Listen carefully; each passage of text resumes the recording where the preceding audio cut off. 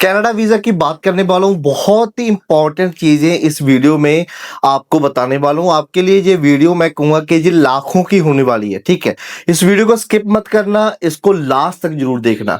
अब मैं आपको बता दूँ, देखो जी, ये कनाडा का वीज़ा है, आप कुछ हज़ारों में ले सकते हो। कुछ हज़ारों में कितनों पैसों में आपको ये वीज़ा मिल सकता है। अगर आप इसकी फ़ाइल लगाते हो $100 तो वैसी फ़ीस है, यही कि 7-8 हज़ार रुपये। और उसके बाद आप सी रिपोर्ट्स, वैल्यूएशन रिपोर्ट्स या फिर ITRs बनाते हो, ठीक है? 5-7 हज़ार रुपया उसका लगा लो और उसके बाद आप जो है हमारी फीस देते हो, ठीक है? और यही कुछ मिलाकर टोटल अगर मैं बताऊं तो 30-40 हज़ार में आप ये वीज़ा है जो ले सकते हो। इसमें किसी को ज़्यादा पैसे देने की नीड नहीं है, किसी को भी ज्यादा पैसे देने की नीड नहीं है। इतने कम खर्चों में आप ये वीजा ले सकते हो। अब ये वीजा आएगा किसका, आपको मैंने खर्चा बता दिया, क्या पता इसके बाद रिफ्यूजल भी आ सकती है आपका, तो ये भी वेस्ट जाएगा। अब ये वीजा अप्लाई किसको करना चाहिए? अब मैं कह दूंगा जी, उसको अप्लाई करना चाहिए जिसकी प्रोफाइल अच्छी है। अब प्रोफाइल अच्छी इन द सेंस क्या होगी? प्रोफाइल में 7-8 चीजें होती हैं जो एक कंसल्टेंट है वो अच्छे तरीके से बनाकर पेश करता है तो वीजा मिलता है, ठीक है? अब क्लाइंट हो आप, आपको कुछ नहीं पता, बट हमें 4-5 साल का एक्सपीरियंस है। हमें पता है कि एक एप्लीकेशन में क्या चीजें होनी चाहिए जिससे वीजा अप्रूव होता है। और अगर 7-8 चीजों में से एक चीज भी मिसिंग है तो हमारी रिफ्यूजल तय है। अब वो 7-8 चीजें क्या है?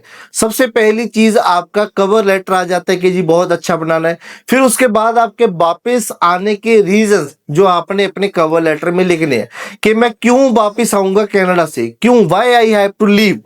तो उसमें अपने रीजंस बताने हैं, अपने मदर फादर को बता देते हैं, अपनी करोड़ों की प्रॉपर्टी जो हम सी एयरपोर्ट में शो करते हैं, हम अपनी जो है एनुअल इनकम शो करते हैं, बिजनेस की, ठीक है? बिजनेस कहते हैं, जे टाइज टू इंडिया बनता है, हमारे बच्चे हो जाते हैं, या फिर हमारा स्पाउस हो जाता है, या फिर हमारे माता पिता हो जाते हैं। ये सारे टाइज टू इंडिया वापिस आने के कारण है आपके। और भी बहुत सारे कारण होते हैं, कंसल्टेंट आपका इनको अच्छे तरीके से लिखता है और इसके प्रूफ साथ में अटैच करता है, जो हमें हर रिफ्यूजल लेटर में देखने को मिलता है कि आपने वापस नहीं आना। अगर आप ये चीज इसको अच्छे तरीके से जो है विस्तार में लिखते हो तो आपका जो है ये रीजन कभी भी नहीं आएगा, वीजा ऑफिसर कभी भी नहीं कहेगा आपको रिफ्यूजल लेटर में कि आपका you will not leave Canada. उसके बाद आपका फाइनेंशियल आ जाता है। फाइनेंशियल में आपने कभी भी अपनी जो है फंड के ऊपर फोकस नहीं करना।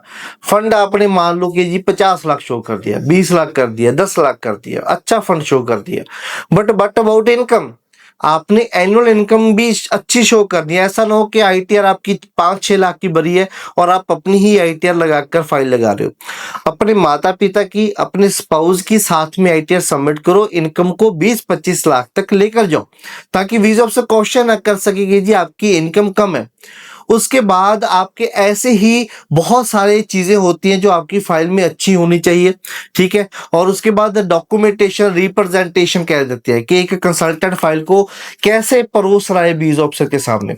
अब इसका मैं आपको 5% हिस्सा बताऊं। फॉर एग्जांपल हमारी फाइल में 60-70 डॉक्यूमेंट जाते हैं, 50 डॉक्यूमेंट है, 60 डॉक्यूमेंट है, ठीक है? स्टेटमेंट्स, जॉब के हो गए, बहुत सारे डॉक्यूमेंट्स आते हैं।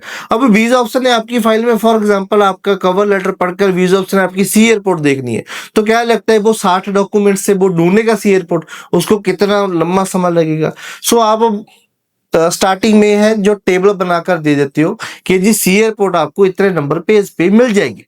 सो ये एक 5% हिस्सा बताया। ऐसे ही रिप्रेजेंटेशन बहुत मैटर करती है कि वीजा ऑफिसर के सामने फाइल आप कैसे परोस रहे हो। सो बाकी प्रोसेसिंग टाइम आपको बता दो जी, प्रोसेसिंग टाइम आज की डेट में क्या चल रहा है। प्रोसेसिंग टाइम जो है आज की डेट में, हमारे पास वीजा रिसेंटली आपने देखे भी होंगे 10-10 दिनों में भी वीजा अप्रूव हुए, ठीक है? और हमारी ऐसी भी फाइल्स है जिनको 20-25 दिन हो गए जिनका अभी तक आया नहीं। सो इसका कोई पक्का नहीं है जी, ठीक है? आपका वीजा 10 दिन में भी आ सकता है, आपके वीजे को 20-25 दिन भी लग सकते हैं। बट ये बात स्पष्ट है, ये बात 100% श्योर है कि ऐसा नहीं कि 25, 30, 35 दिन लगेंगे, आपका 20-25 दिन में आ ही जाएगा वीजा, ठीक है? 10 दिन में भी आ सकता है। सो ऐसा नहीं है कि आप 20-25 दिन ही सोच कर रखो। सो इस वीडियो में इतना ही। नमस्कार, सत श्री अकाल।